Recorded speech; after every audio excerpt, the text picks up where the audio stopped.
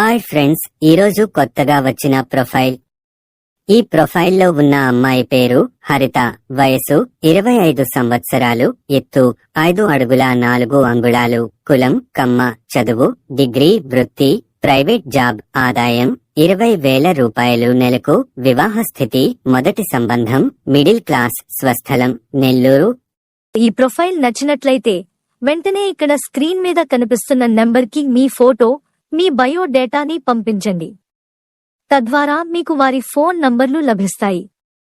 మీరు వారికి నేరుగా కాల్ చేసి మాట్లాడుకోవచ్చు. మీకు వారికి నచ్చినట్లయితే వివాహం కూడా చేసుకోవచ్చు.